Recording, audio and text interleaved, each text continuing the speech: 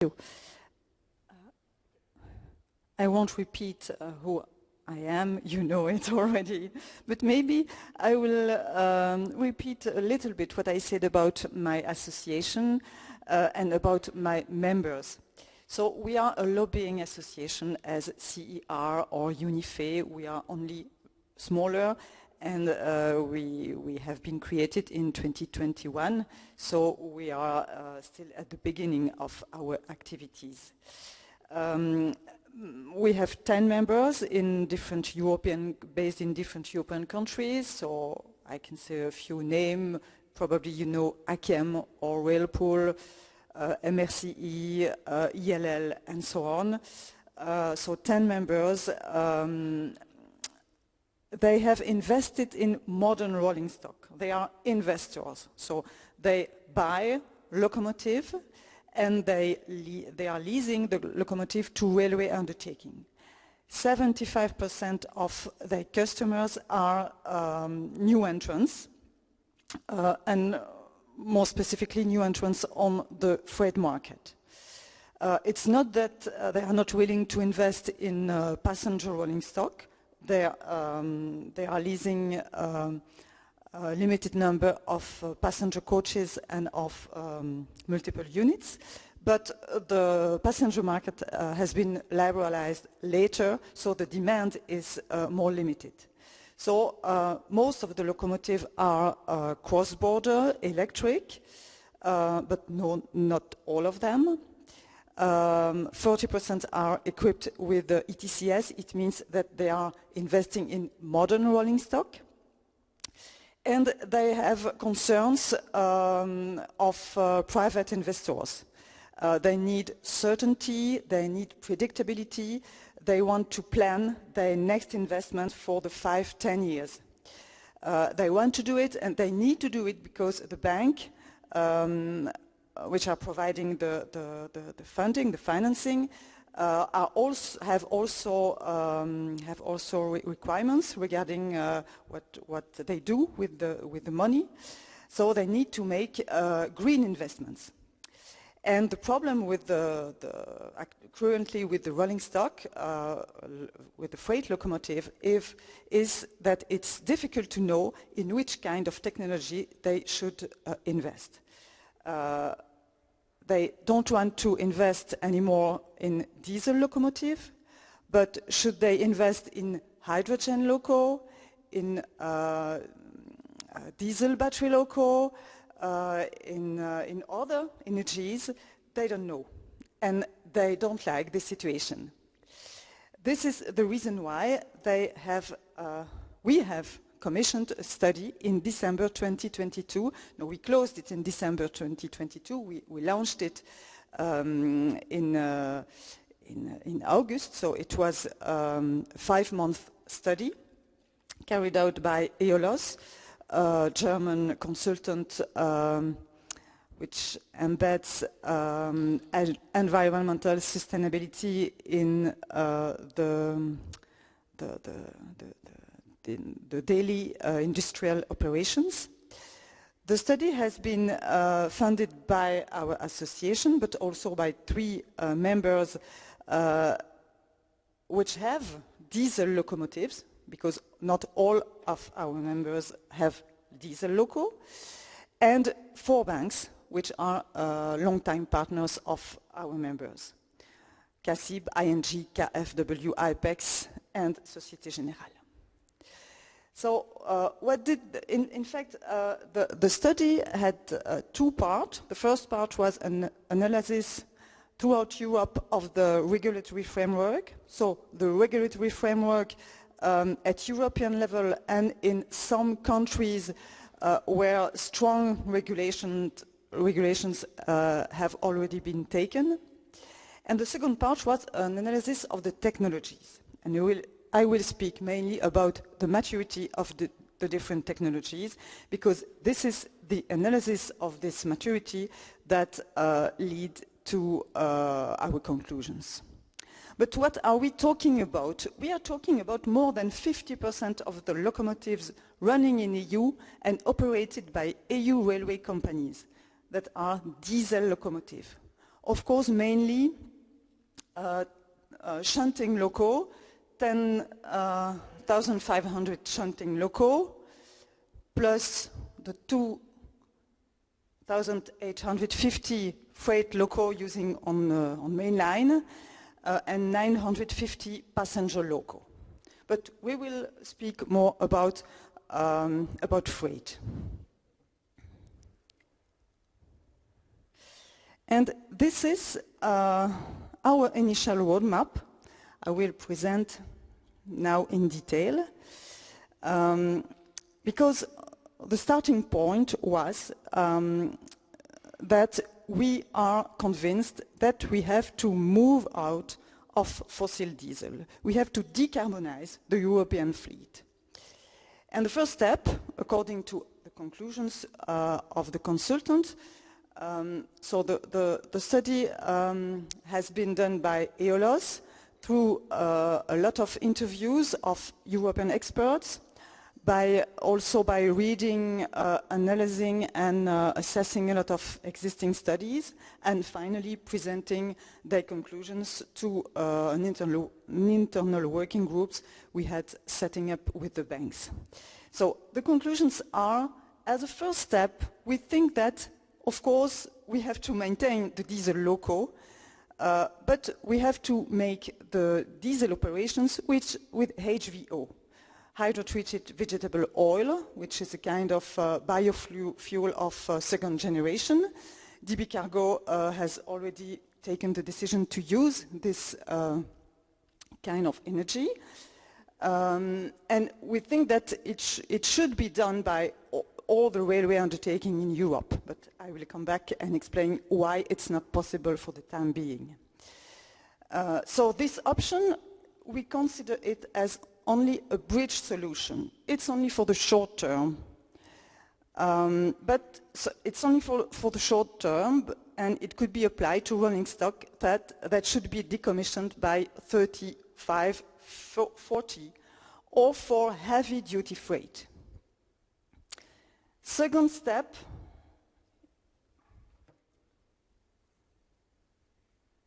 yes, here. We think that we have any way to design the freight transport system for efficiency. What means, in our view, that we have to balance investments between infrastructure and rolling stock. What is not always the case for the time being. But the two big questions are, what do we do with the existing fleet from 30, 35 to 50, and what should be the new rolling stock, with which technology should be equipped the new rolling stock. We think that for the upgrade of the existing fleet, different kind of energy can be or technology can be used. But for the procurement of new rolling stock, in the first phase, the dual mode diesel electric is probably the best solution, and is in fact already done. But the game changer should be the hybrid battery electric technology for most of the locomotive, freight locomotive, and for the other part of the freight locomotive, hydrogen should also be used, but for only a small part. Bridge solution HVO. If all the railway undertaking use HVO, the CO2 emissions of rail will be reduced by 85 to 90%. There is no technological problem. It's very easy to do. It has been done by DB Cargo. It has been done by other railway undertaking, but some of the others stopped using it because it's 30% more expensive. So to make it true, we only need a strong lobbying action plan. So our wish is to be able to convince our colleague to make together a strong lobbying action plan to change the regulation regarding the price of HVO. because we can easily reduce the CO2 emissions of rail by using HVO. Why do we think that electric battery locomotives are the game changer for the future?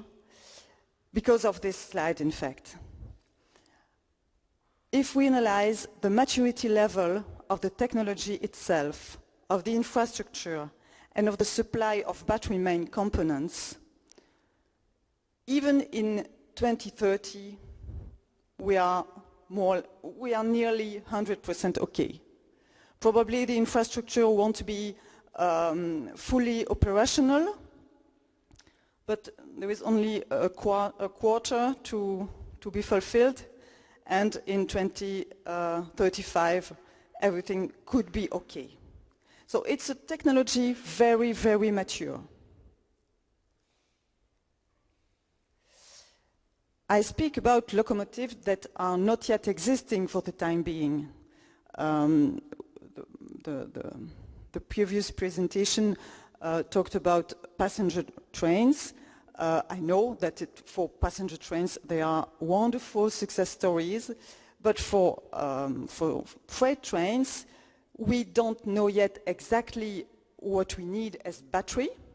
We need more powerful batteries, and the battery manufacturers have not yet the offer of this kind of batteries. But we are sure that they can do it. They can do it because they are preparing it for trucks, and what will be done for trucks can be easily done for rail. This kind of loco is, in our view, the solution for 85% of diesel locomotives. Now, there are three constraints to overcome. First one, this technology cannot be applied to heavy freight trains, about 15% of the traffic. So the solution is another alternative, such as hydrogen fuel cells for this type of traffic. Second constraint, the range of applications and limitations is not yet known. Indeed, we have foreseen a second phase for this study, because we have to go deeper in the performances that are needed, the cost. This is also a cost-benefit analysis, and it has to be further studied for the rolling stock, but also for infrastructures, and the business cases should be done for different specific infrastructures: mainline, industrial lines, port, and so on. And the third constraint is the scarcity of materials. For example, lithium. We know that this is a constraint. But we think that new battery technologies will emerge, driven by the industrial and automotive sectors, to move away from lithium cobalt dependence. Of course, we are not sure. We are convinced that it will be the case, and of course, it's based on different facts we have gathered. And there is also an opportunity. This is the fact that EU subsidize the development of the battery recycling infrastructure.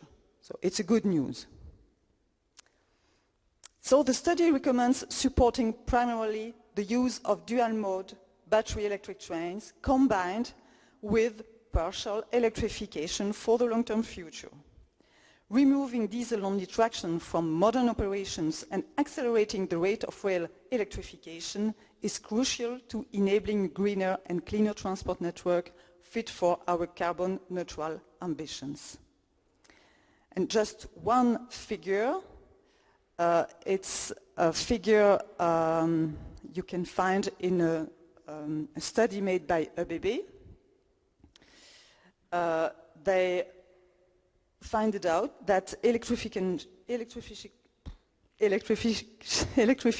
needs can be limited to 26% of the railway track considered.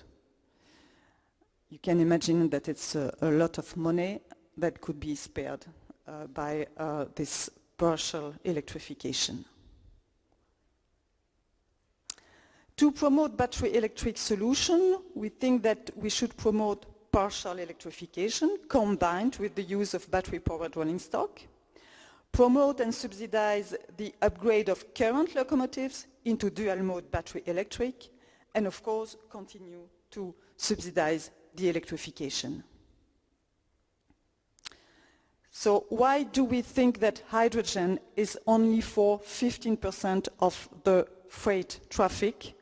Because of this diagram, according to our analysis, no progress has been done on the infrastructure side.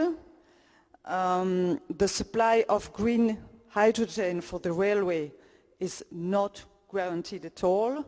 It will remain very, very expensive, and we are even not sure that we will be able to find it. Even in 35, the supply of green hydrogen for the railway will remain a problem, and the infrastructure will only be ready for 50% in our view. So hydrogen is not excluded, of course. It will probably be a necessity for 15% of the freight traffic, but it's not the first choice.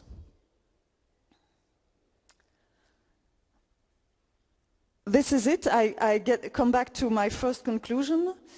We think that based on this initial roadmap, we should have discussions at level of the sector to move from this initial roadmap to a common roadmap towards zero net fleet in 2050.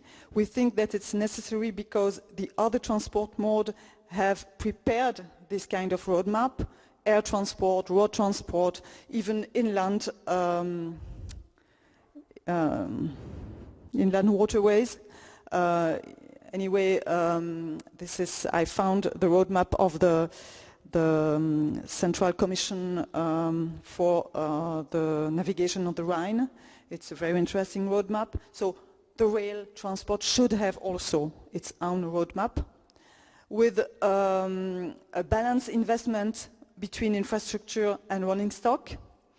We should develop more generally predictability, and we should also upgrade the TSI's requirement to consider alternative technology for the future.